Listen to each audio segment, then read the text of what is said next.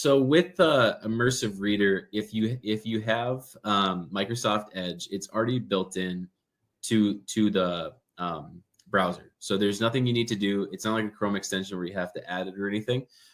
It's just going to be available. And the way that you can tell if it's available for your specific web page that you want it to read, or you want to do like some different text preferences to, you're going to see two different icons. One of them is going to be looking like this. This is the read aloud, which actually is available on both the Immersive Reader and when you see it here as an icon in your search bar. The only thing that changes is, like in this case, you don't have the additional Immersive Reader option. So it's kind of, you got to pay attention to it, because with some pages like Britannica, just the main page here, right, the Immersive Reader isn't available, but the read aloud is.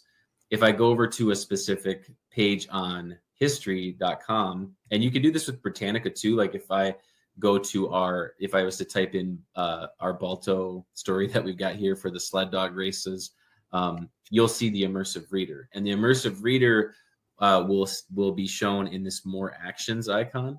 And if you click it, you're going to see the read aloud option, as we saw with the first tab, and then you're going to see the Immersive Reader.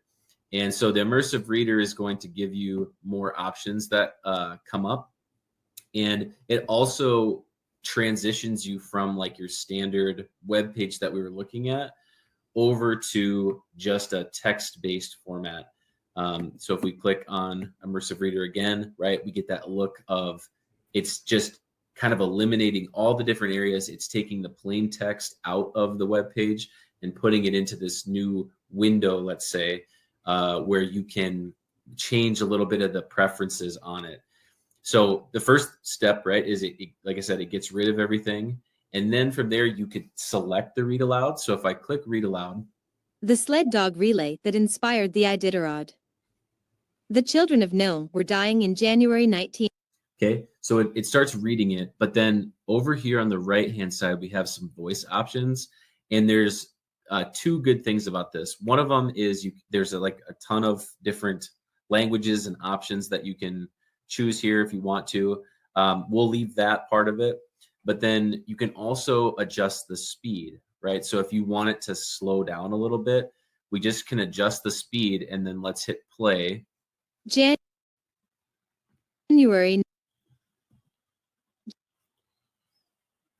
1925.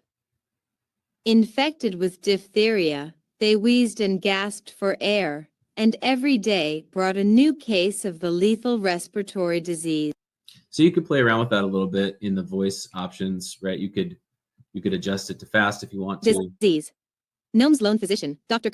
That I can't listen to for too long, but that's your voice options and your speed adjustment. Now, this is what would basically happen with any of these other pages where Immersive Reader isn't available, right? So if I click the read aloud, it's just going to go. Ask the chatbot games and quizzes, history and society science and tech biographies, animals and nature geography. Still in our fast one. Nature geography and travel arts and culture procon money video. Okay, so that's going to be available there. But then if we're in our other area where we had the additional options, this has some text preferences and reading preferences that I think are important to point out.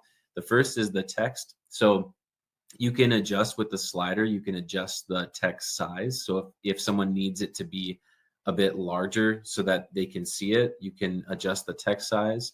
You can also toggle on text spacing if that's needed. So you can see here, and maybe if we go down, scale it down a little bit, we can see the spacing differences there. If we toggle it off or on, right, making each word more distinct. And then you can also, they have 3 fonts available that you can play around with here. You can adjust the column style. So you can see it's basically going from like a more narrow column to a wider column. And then, right, all these adjustments can work together however you want to do them. And then from there, what you have is some options on page themes. These are really just coloring the backgrounds, which could be very helpful. maybe if you've got a student that's colorblind or something like that, there might be some adjustments you have to make with the themes that would be helpful, along with, maybe spreading those words apart. They have kind of this reminds me a little bit of the Kindle style, where you have kind of what do they call that? Like the paper look or whatever it is. So there's some options there to adjust the text, which is great because really, again, we're working off of this web page, right? We're isolating the text and then we're making adjustments to it. Then you have the reading preferences. And this one is actually really nice too, because you have the ability to do a line focus so that the other text maybe isn't distracting the student. And so you have 1, 3, or 5. So you can kind of adjust that how you want to. Then let's take our line focus off for a moment. Then what you have is the ability to translate the entire page. So let's say we want to translate it to Spanish. We can just toggle this on and it will translate it like instantly into the Spanish language for a student to read. Okay. And then from there too, if we have that on, we can always like go back if we want to, or we could change it to another language, whatever you want to do there. But that's the reading preference stuff that's available. So line focus and translate. We went through all the different text preferences, and then again, the read aloud, right, being one of the most important pieces for the text to speech accommodations. So definitely something to explore. Again, you'll need Microsoft Edge to do it. There are restrictions sometimes where, just like how we have, immersive readers not available on some pages, you're also going to find that with some of applications, like Microsoft has partnerships with certain applications. So there might already be this feature built in. And so you'll just have to explore that a little bit.